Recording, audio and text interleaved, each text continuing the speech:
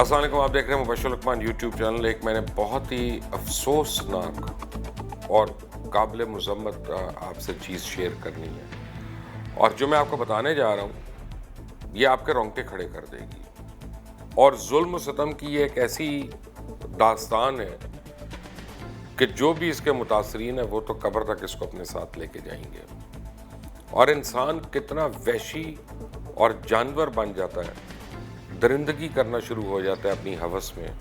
اس کا آپ اس سے اندازہ لگائیں کہ میرے ایک بڑے عزیز دوست ہیں اطہر کاظمی صاحب، پہلے بی بی سی میں ہوتے تھے، پھر ہم ٹی وی پہ۔ انہوں نے مجھے اس کے بعد جب ہم چھوڑا اور واپس یو کے چلے گئے تو ان کے کسی عزیز کے فیملی کے ساتھ ایک واقعہ ہوا جو انہوں نے مجھے پاس بھجوایا۔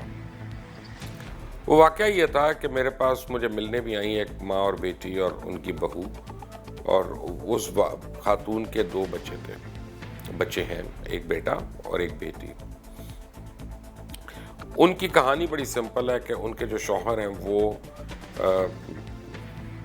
یعنی کے پی کے میں، علاقہ غیر میں رہتے تھے، وہاں سے پشاور آئے، مزدوری کرنا شروع کی، اس کے بعد انہوں نے کاروبار چھوٹا موٹا شروع کیا، اللہ تعالیٰ نے اس میں برکت دی، اور پھر وہ بہت زیادہ ان کو برکت ہو گئی اور بہت زیادہ کاروبار ہو گیا۔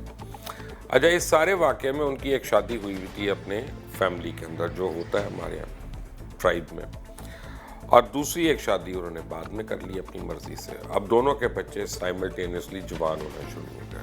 تو اب وہ جو ان کے پہلی بیوی کی اولادیں تھیں وہ اکثر اپنے باپ کو مارا پیٹا بھی کرتے تھے اور زدکوب بھی کیا کرتے تھے کہ ساری جائیدادیں جو ہیں یہ ہمارے نام کرو، یہ کسی اور کے نام نہیں ہوں گی۔ پتہ نہیں کون بد نصیب ہو سکتے ہیں کہ جو جائیداد کے لیے، پیسے کے لیے اپنے ماں باپ کے اوپر ہاتھ اٹھا لیں۔ بہرحال اللہ کے آگے تو ان کو جواب دینا ہی ہوگا۔ اور پھر کیا ہوا کہ باپ نے اپنی جائیداد کا بٹوارا کر دیا، اور جو ان کے قریبی مجھے رشتہ دار بتاتے ہیں وہ بتاتے ہیں کہ اس طرح کیا کہ جو پہلی بیوی اور اس کی اولادیں تھیں ان کو تقریباً 90% اثاثے اور جائیداد انہوں نے ان کے نام کر دی، اور دوسری بیوی اور اس کے بچے جو تھے ان کے لیے 10% یا کوئی 8% اس طرح سے انہوں نے جائیداد ان کے نام کر دی۔ اب کیا ہوا کہ مجھے جب انہوں نے تھوڑے عرصے کے بعد مارنا پیٹنا شروع کر دیا اپنے باپ کو، ایک دن عدالت سے نکلتے ہوئے انہوں نے اپنے ہی باپ کو مرڈر کر دیا اور بڑی بے دردی سے اس کو مارا اور پھر مفرور ہو گئے۔ آج اب پولیس ہماری، آپ کو پتہ ہے کہ کتنی ایفیشنٹ ہے پولیس فوری طور پہ جاتی ہے اور پولیس اپنا راستہ سیدھا کرتی ہے اور اپنا الو سیدھا کرتی ہے۔ جس پارٹی سے ان کا راستہ سیدھا ہو جائے وہ اس پارٹی کے لیے ایکٹیو ہو جاتے ہیں۔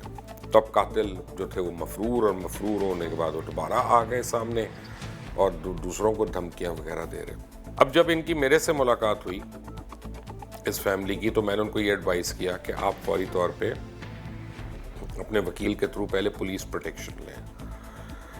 تو انہوں نے مجھے بتایا، انہوں نے کہا کہ جی ہم تو آئی جی صاحب سے بھی مل چکے ہیں، ہم ڈی آئی جی صاحب سے بھی مل چکے ہیں، S P S S P پتہ نہیں کس کس کو مل چکے ہیں۔ ایک بکسہ ان کے گھر والوں کے بعد درخواستوں کا جو انہوں نے چیف جسٹس ہائی کورٹ کو اور چیف جسٹس سپریم کورٹ کو اور آئی جیز کو اور ڈی آئی جیز کو اور پتہ نہیں کس کس کو انہوں نے اپنے سارے کیس کے وہ بھیجے ہوئے درخواستیں۔ میں نے ان کو کہا کہ اس طرح ہوگا نہیں، پہلے آپ اپنا جا کے باقاعدہ پولیس پروٹیکشن لیں اور اس کے بعد اپنا کیس فائٹ کریں، کیونکہ آپ پروفیشنل سے لڑنی ہے۔ وہ آپ کے رشتہ دار ضرور ہیں یا عزیز ضرور ہیں لیکن وہ اپنے سگے باپ کو مار چکے ہیں، اور اس سے پہلے فیملی میں ہی ایک اور مرڈر بھی کر چکے ہیں، تو ڈبل مرڈر ابھی ہو چکا ہے اس وقت تک۔ خیر، میں رائے دے سکتا ہوں، میں ایڈوائس دے سکتا ہوں، اس سے زیادہ تو ہم نہیں کر سکتے۔ وہ کچھ عرصے کے بعد مجھے پتا چلا کہ بہت ہی اندوناک واقعے میں وہ بچے آئے اپنے کچھ لوگوں کے ساتھ مل کے اور اپنی سوتیلی ماں کو بے دردی سے قتل کر کے چلے گئے، پھر مار کے چلے گئے۔ اب بیٹا جو تھا وہ فوری طور پہ وہ تھا ہی باہر اس وقت، اور وہ اس نے جنازے کے لیے تو آیا لیکن اس کے بعد فوری طور پہ چلا گیا۔ بیٹی جو اکیلی یہاں پہ رہ گئی وہ چھپ گئی، انڈر گراؤنڈ ہو گئی، اور انڈر گراؤنڈ اس لیے ہو گئی کہ اب انہوں نے ہر جگہ ڈھونڈنا شروع کر دیا، ہر گھر میں اس کو، کوئی رشتہ دار اس کو گھر میں رکھنے کو تیار نہیں۔ کہ جناب یہ تو لائبلٹی ہے, اس کو تو مارنے آئیں گے تو ہمیں مار دیں گے.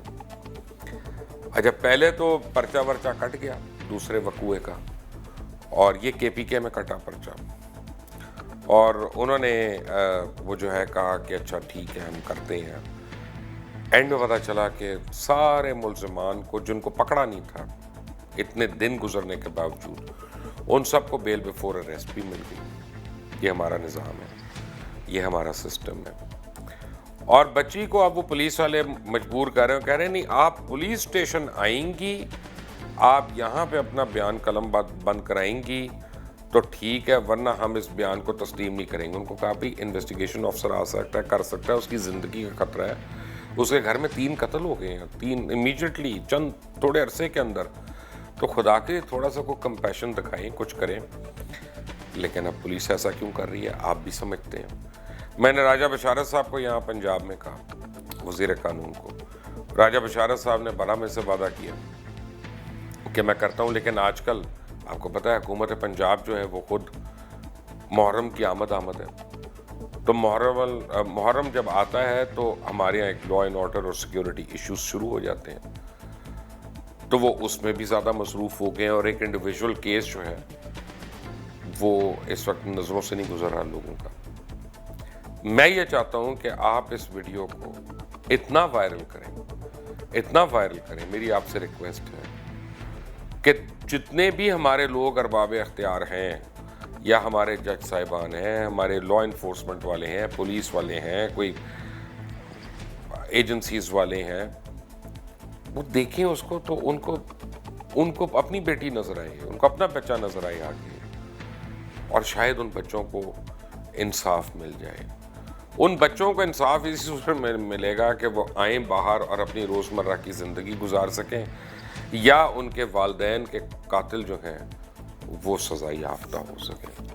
اس وقت قاتل جو ہیں وہ کھلے عام دندناتے پھر رہے ہیں, اور وہ چاہتے ہیں کہ کسی طرح یہ بچی ان کے ہاتھ آ جائے تو وہ اس کو بھی کسی طرح قتل کر دیں, کیونکہ اس کا بھائی باہر ہے تو اس کو وہ اپنا کمپیریٹر نہیں سمجھتے اس طرح, کیونکہ جو ہے ہی باہر وہ جائیداد پہ کیسے آ کے قبضہ کرے گا. یہ ظلم و ستم کی کہانی ہے. بچی کا نام نازو ہے. نازو کو میں کھرا سچ میں بھی لے کے آیا تھا, اور نازو نے آج, میں نے اس کے لیے چند سوال رکھے ہوئے ہیں, میں پوچھتا ہوں, آپ نازو سے خود اس کے جواب سن لیں گے اور آپ کو دودھ کا دودھ اور پانی کا پانی پتہ چل جائے گا. نازو, پہلے تو آپ مجھے یہ بتائیے گا کہ آپ کے کتنے کیس کون سی عدالتوں میں چل رہے ہیں, اور کیا آپ کو صرف پولیس پروٹیکشن چاہیے ان سے, یا کچھ اور بھی آپ ڈیمانڈ کرتی ہیں؟ جی, ہمارے کیسز ابھی بھی چل رہے ہیں عدالتوں میں. گورنمنٹ آف پاکستان سے مجھے 4 معاملوں میں مدد چاہیے. اول تو یہ کہ جو میرے پیرنٹس کا انہوں نے قتل کیا, میرے اسٹیپ بردرز اور میرے چاچا نے, اس پہ مجھے انصاف دیا جائے, اس میں ان لوگوں کو گرفتار کیا جائے, ان کو سزا دی جائے. دوسرا یہ کہ ہم لوگوں کو پروٹیکشن دی جائے. امی نے کوئی 100 سے زائد اپلیکیشنز لکھی ہیں, SHO, RPO, CPO, chief justice, chief minister, even prime minister, citizens portal تک پہ انہوں نے ڈالی تھی. اتنی درخواستیں تھیں کہ وہ ابھی میں دیکھتی ہوں نا تو مجھے احساس ہوتا ہے کہ ہماری حکومت کچھ بھی نہیں کر رہی تھی. تیسری چیز مجھے یہ چاہیے کہ جو ہماری پراپرٹی وغیرہ, جو بھی جائیداد وغیرہ اور گھر وغیرہ ہیں, مجھے اس کے لیے بھی پروٹیکشن چاہیے, کیونکہ امی کے قتل کے بعد تو ہم بھی بھاگ چکے ہیں, تو ہمارے پاس نہ کوئی ذریعہ ہے کہ ہم ادھر پروٹیکشن پرووائڈ کر سکیں اپنی زمین کو, نہ کچھ.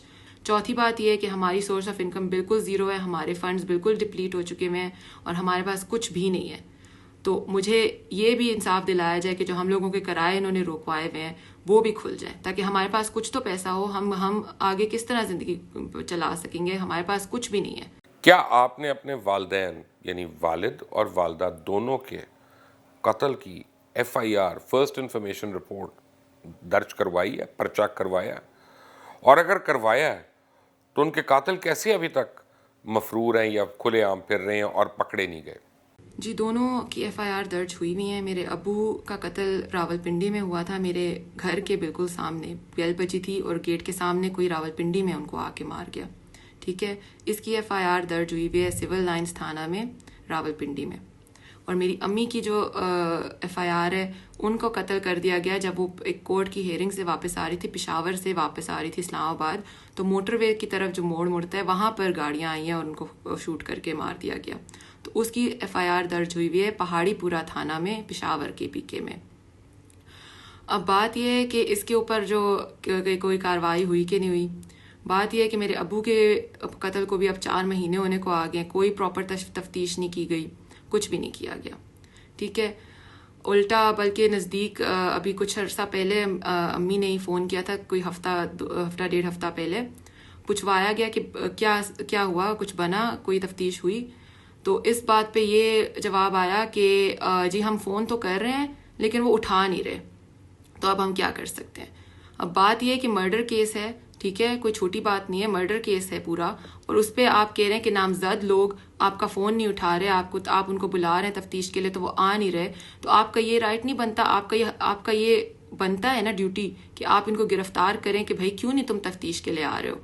انہوں نے کچھ بھی نہیں کیا. مطلب وہ لوگ کچھ بس جی پولیس کو کچھ سمجھتے ہی نہیں ہے. میرے اسٹیپ بردرز وغیرہ اپنی مرضی منمانی کر رہے ہیں، نہ آ رہے ہیں تفتیش کے لیے، نہ کچھ کوئی پراپر تفتیش. صرف یہ 2 قتل کے یہ لوگ رسپانسبل نہیں ہیں. میری امی جس گاڑی میں تھی وہ رینٹڈ کار تھی، اس کا ڈرائیور بھی ان لوگوں نے قتل کروا دیا. ٹھیک ہے، اور اس کا تو اب یہ تین مرڈرز کے رسپانسبل ہیں، اور 3 مرڈرز کے باوجود یہ لوگ نہ گرفتار کر رہے ہیں، نہ کوئی تفتیش ہو رہی ہے، نہ کچھ ہو رہا ہے. ٹھیک ہے، تو اب اس کی جواب تو مجھے گورنمنٹ آف پاکستان ہی دے کہ بھائی کیوں نہیں ابھی تک گرفتاری ہوئی. آئی ایم سوری، مجھے یہ سوال پوچھنا نہیں چاہیے، لیکن پھر بھی کیونکہ پولیس پوچھے گی آپ سے اس طرح کہ اب جب کہ آپ انڈر گراؤنڈ ہیں، چھپی ہوئی ہیں، آپ کا بھائی باہر ہے، والدین جا چکے ہیں، تو آپ کی جو جائیداد ہے اس کی دیکھ بھال اس وقت کون کر رہا ہے آپ کے بہاف پہ؟ یعنی are you satisfied with that? کون کر رہا ہے یہ سب کچھ؟ جی، اس ساری پراپرٹی کی دیکھ بھال میری امی کیا کرتی تھیں، کیونکہ میرے ابو نے جب میری امی کے نام پہ سارا کچھ کیا ہوا تھا تو وہی دیکھ بھال کرتی تھی. صرف میرے ابو کے زندہ ہونے کے ٹائم پہ یہ ہوتا تھا کہ جو یہ پشاور کے سارے میرے اسٹیپ بردرز وغیرہ ہیں وہ اس پراپرٹی پہ آ نہیں سکتے تھے. ابو نے ان کو سختی سے منع کیا ہوا تھا، اور دھمکیاں چلتی تھیں، ان کی دھمکیاں پھر بھی تھی، سارا معاملے چل رہے تھے، لیکن ان کی اتنی ہمت نہیں ہوتی تھی کہ وہ آ سکیں اس پراپرٹی پہ.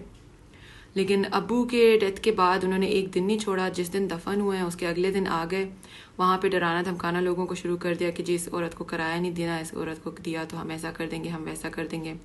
اور اس کی بیسس پہ پھر امی نے FIR بھی درج کرانے کی کوشش کی. تو اب اس کی دیکھ بھال کے لیے میری یہی ریکویسٹ ہے گورنمنٹ آف پاکستان سے کہ مجھے سیکیورٹی دی جائے جو کہ میری پراپرٹی پہ جا کے بیٹھے، وہاں پہ ان لوگوں کی انٹری بند ہو، جو کرائے ہمارے رکے میں وہ کھل جائیں، تاکہ ایٹ لیسٹ کچھ تو ہو ہمارے پاس. ہمیں یہی ڈر لگا ہوا ہے کہ اب یہ اس پہ آ کے ہماری جگہ پہ قبضہ کر لیں گے، ہر طرف آ کے قبضہ کچھ نہ کچھ کر لیں گے، کیونکہ یہ لوگ جس طرح سے آتے ہیں پوری ایک دہشت کے ساتھ، ایک پوری مافیا کی طرح آتے ہیں. تو یہی ڈر ہے کہ یہ ہر کسی کو ڈرا دھمکا کے قبضہ کرنے کی پوری کوشش کریں گے. مجھے یہ پتا چلا تھا کہ آپ کی کافی پراپرٹی جو آپ لوگوں کے نام پہ تھی اس پہ بھی آپ کے ستیلے بہن بھائی اور ستیلی والدہ جو ہے انہوں نے قبضہ کر لیا. کیا یہ صحیح ہے؟ اور اگر صحیح ہے تو آپ اس وقت کتنی پراپرٹی ہے جو آپ کے پاس ہے اور جو آپ کے قبضے میں ہے اور آپ کے خیال میں آپ کو ملنی چاہیے، یہ جو بھی ہے؟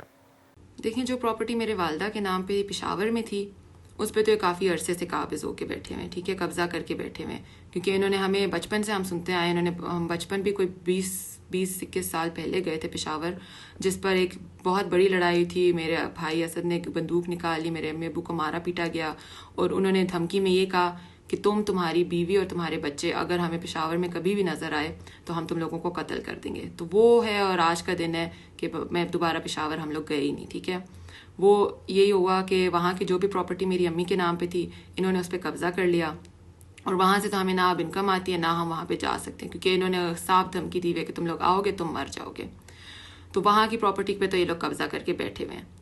یہاں کی جو پراپرٹی رہ گئی ہے وہاں پہ انہوں نے یہی کیا کہ ابو کے دفن ہونے کے اگلے دن ہی آ کے ڈرانا دھمکانا شروع کر دیا دکانداروں کو. تو اس طرح کی دھمکیاں دینے کے بعد انہوں نے ہماری انکم جو آ رہی تھی وہ بھی ختم کر دی، جو میں نے آپ کو بتایا. تو یہ اب مجھے آپ لوگوں کی ہیلپ چاہیے، پروٹیکشن چاہیے، جو بھی چاہیے جو آپ لوگ کر سکتے ہیں. کیونکہ وہی بات ہے، میری امی نے جتنی درخواستیں لکھی ہیں نا وہ میں دیکھ رہی ہوں تو مجھے پتہ لگ رہا ہے نا کہ میری امی نے ہر طرف کوشش کی، لیکن کسی ایک کا بھی جواب نہیں آیا. آپ کے والد اور والدہ کے قتل کے بعد کیا کسی حکومتی بندے نے آپ سے رابطہ کیا؟ کیا سینئر پولیس والوں نے آ کے آپ کو تسلی دی کیا پولیس نے پروٹیکشن دی یا کسی قسم کا کوئی آپ سے انہوں نے کمیونیکیشن کیا؟ جی نہیں، میرے والد کے قتل کے بعد بھی کسی حکومت کے ادارے نے ہمیں اپروچ نہیں کیا سیفٹی کے لیے، اور میری امی کے بعد بھی کسی ایک بندے نے پروٹیکشن اور سیکیورٹی کے بارے ریلیٹڈ کچھ بھی ہمیں اپروچ نہیں کیا. اور وہی بات ہے، میں نے آپ کو جس طرح بتایا، میری امی کے پاس کوئی 100 سے اوپر درخواستوں کا ایک گتھا بنا ہوا ہے جو کہ میں نے آپ لوگوں کو بھی سینڈ کیا، آپ نے اس دن شو پہ بھی چلائے تھے کچھ، اور اس کے اوپر بھی ہمیں کوئی رسپانس نہیں ملا.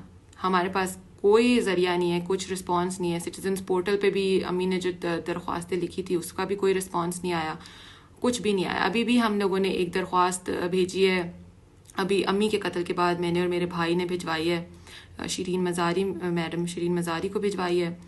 ابھی پتہ نہیں ان کو پہنچی ہے کہ نہیں. اس کے علاوہ ہم لوگوں نے سٹیزنز پورٹل پہ بھی دوبارہ ڈلوایا ہے کہ جو اب معاملہ اپڈیٹ ہوا ہے وہ اس کا بھی پورا ہم لوگوں نے بیان کیا ہے کہ کیا اب کیا حالات ہو چکے ہیں.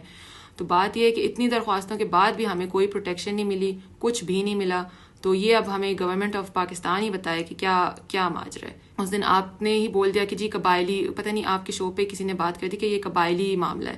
جی یہ قبائلی معاملہ بالکل بھی نہیں ہے، کیونکہ میرے ابو کو جو قتل کیا گیا وہ راولپنڈی، مین راولپنڈی کے اندر گیٹ کے باہر قتل کر دیا گیا، ٹھیک ہے. اور میری امی کو پشاور، کے پی کے پشاور میں سٹی کے اندر قتل کیا ہے، جو موٹر وے کے اوپر موڑ چڑھتا ہے وہاں پہ. تو اس کا تو کوئی قبائلی علاقوں سے ریلیٹڈ ہی نہیں ہے جی کہ قبائلی علاقوں میں ایسے ہوتا ہے، قبائلی علاقوں میں ویسے ہوتا ہے. وہ میرے جو سوتیلے بھائی بہن ہیں اور جو میرے چچا زاد وغیرہ ہیں وہ بھی پشاور میں رہتے ہیں، گاؤں شاؤں میں کوئی بھی نہیں رہتا، سب اپنی مین سٹی میں رہتے ہیں. اور ہم لوگ بھی یہاں پہ راولپنڈی میں مین سٹی میں رہتے ہیں، ٹھیک ہے. تو اس کا اس معاملوں سے بھی کوئی لینا دینا نہیں ہے. یہ گورنمنٹ آف پاکستان کے انڈر معاملہ آتا ہے، لیکن گورنمنٹ آف پاکستان اس چیز پہ کوئی ایکشن لے ہی نہیں رہی. آپ سن رہے تھے نازو کی باتیں. میں آپ کو اس کے اور اس کے بھائی کے مزید ویڈیوز بھی دکھاؤں گا اسی یوٹیوب چینل پہ، لیکن آپ پلیز اس کو اتنا وائرل کریں کہ یہ ہر ایک کو پہنچ جائے اور یہ صفاقی اور بربریت کی کہانی ہر گھر میں ہو. اب میں یہ بھی آپ کو بتا دوں کہ ان کے جو مخالفین ہیں انہوں نے مجھے بھی اپروچ کیا. ان کا خیال تھا کہ شاید پہلے جن لوگوں کو رام کر چکی ہیں وہ ہماری ٹیم کے لوگوں کو یا مجھے بھی رام کر لیں گے. تب یہ ہمارے اوپر فرض ہو گیا کہ ہم زیادہ سے زیادہ لوگوں کو باور کرائیں کہ ان کا تعلق اور پالا کتنے شفاف دشمن سے ہے. پلیز بیل آئیکن کو، گھنٹی کو ضرور دبائیے گا تاکہ اپڈیٹس آپ کو ملتی رہیں. سبسکرائب کرنا نہ بھولیں. انٹل دی نیکسٹ ٹائم، اللہ حافظ.